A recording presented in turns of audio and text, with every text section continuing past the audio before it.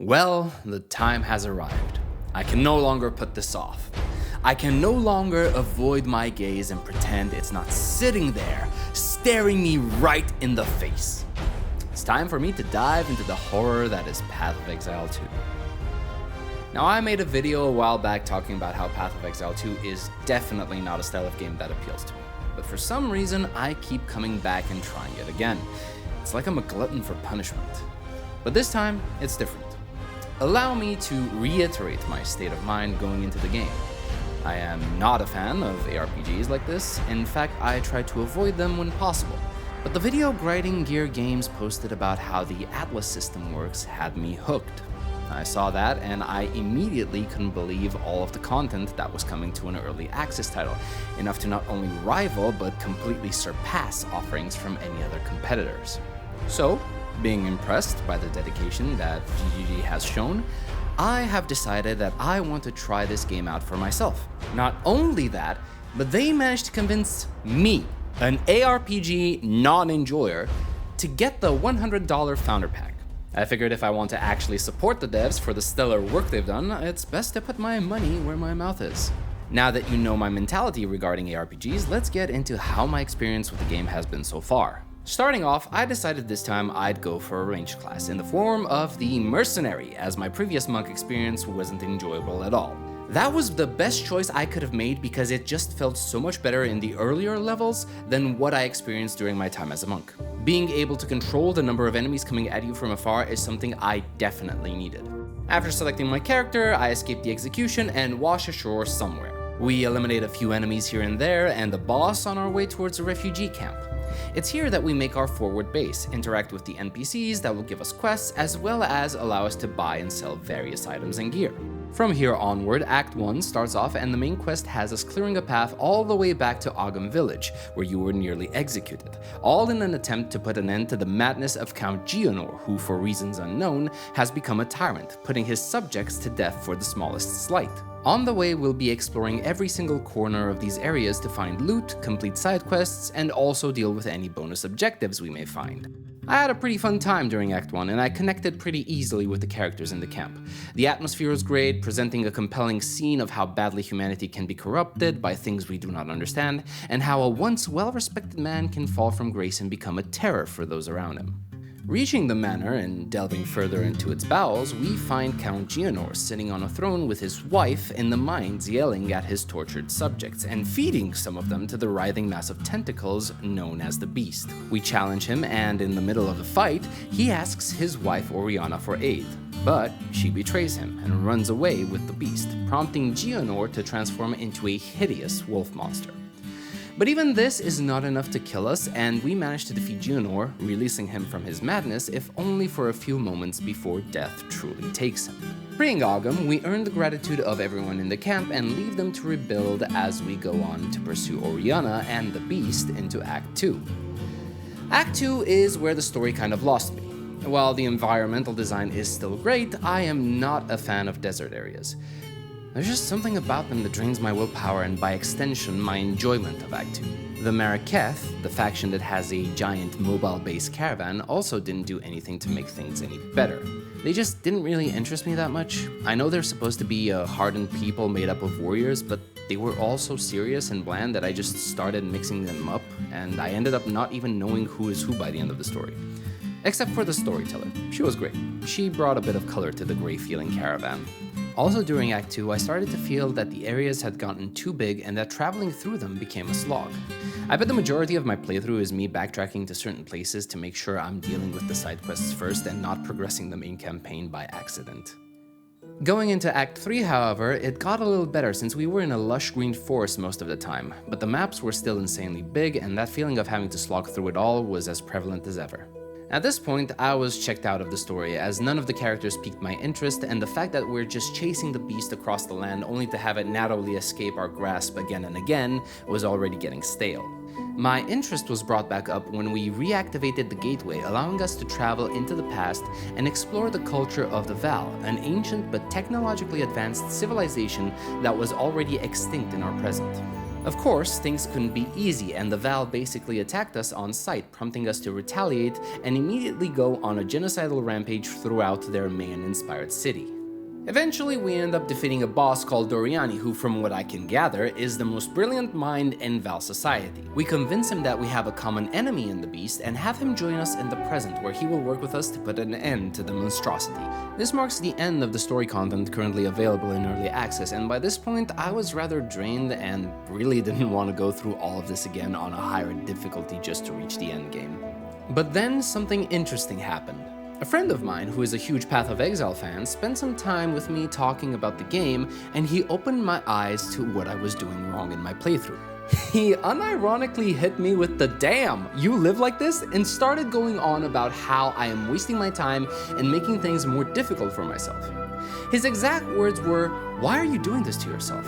And I had nothing better to give him as a response than, "Isn't this what I'm supposed to be doing?" To clarify, I was looting everything and making multiple trips back to camp to identify items and disenchant those that I didn't need.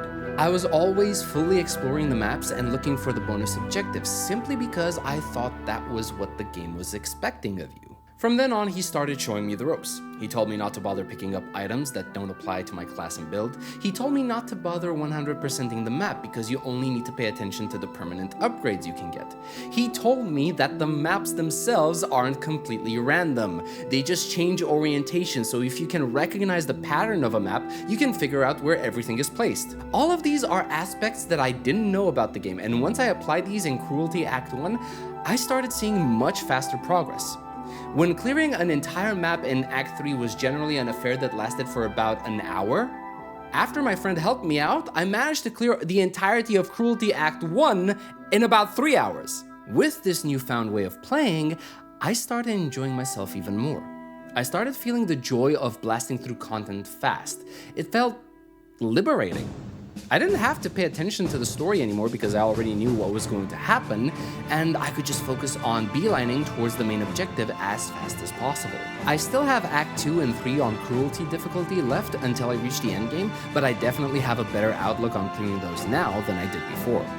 No longer does it feel like this daunting prospect that will take me another 30 hours, but something that I could reasonably do in 1 or 2 sittings. I will admit, however, that if I had chosen a melee class at the start, my spirit would have been crushed by this point and my body broken. You'd probably find me hiding in a ditch somewhere, wailing and crying at the loss of my sanity. Putting my sanity aside, what exactly do I think about my arch nemesis, the skill tree? Surprisingly, I was not as lost and confused as I expected myself to be. While I won't claim to have a deep knowledge of how the stat calculations happen behind the scenes, I think the passive stat tree did a great job informing me of what exactly I would be investing my points into, whether it be increased projectile damage, cooldown reductions, more armor or evasion, grenade damage, or two-handed weapon damage. It's all clearly shown. Even the positioning of the stat points in the tree give a small hint as to what those stat points will do. And if you want to, you can even hover over certain keywords to get an in-depth explanation of that keyword.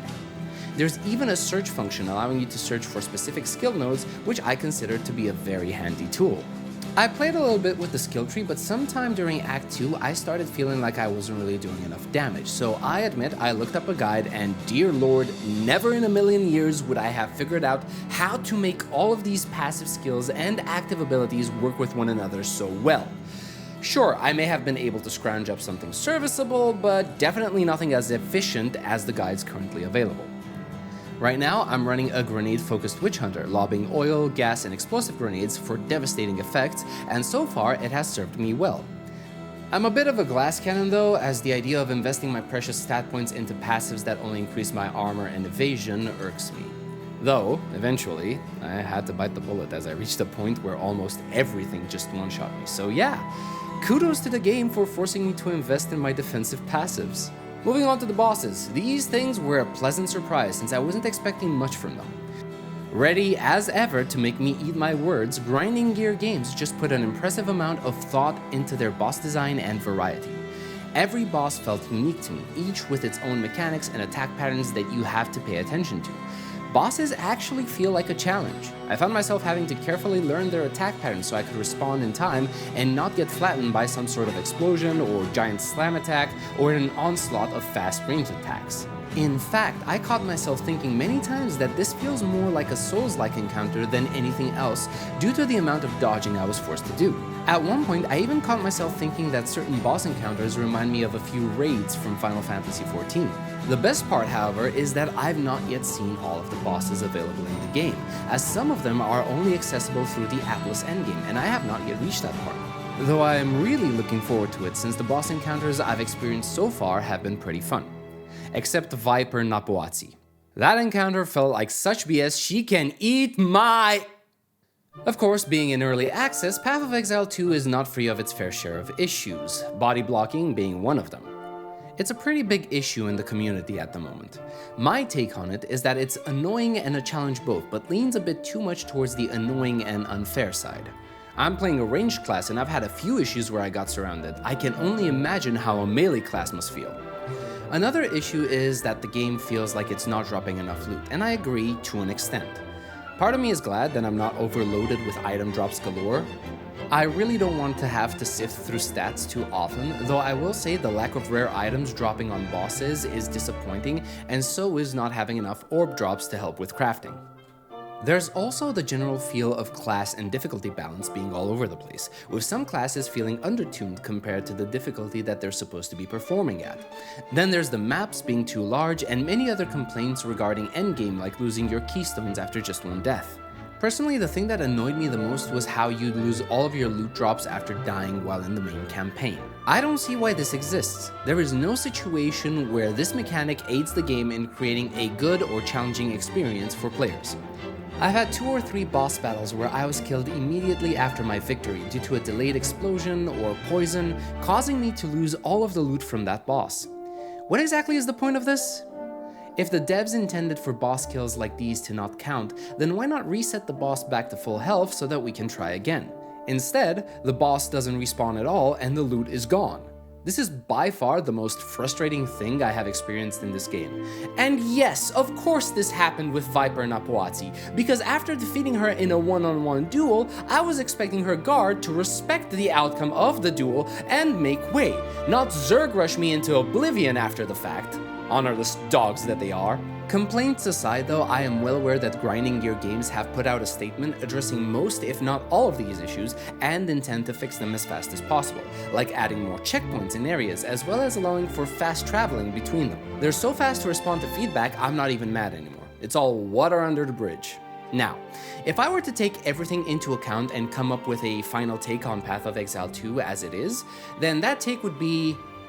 it's good, but not without problems. And of course, it has problems. It's early access. Some weapons, skills, and even full-blown classes aren't even in the game yet. Hell, Acts 4 through 6 are missing, so we can't even see the natural conclusion of the main story. But somehow, even with a game that is obviously incomplete like Path of Exile 2, Grinding Gear Games have put so much on offer that it feels like it's feature complete just by the sheer amount of content that you can go through and how enjoyable going through it can be.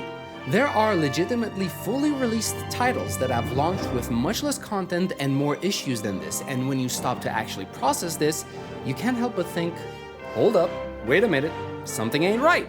For now though, I'll be going back and trying to push my character into the endgame, play around for a little bit, see how far I can get, then probably put the game down for a while and wait for more updates. But the biggest takeaway from this for me is, Path of Exile 2 may have actually managed to overcome my dislike for ARPGs, and actually made me have fun with it, which is no small feat. But that's going to be it for me. I hope you enjoyed the video. If you did, please leave a like, comment, and a sub, and I will see you all in the next one. Until then, have a good one.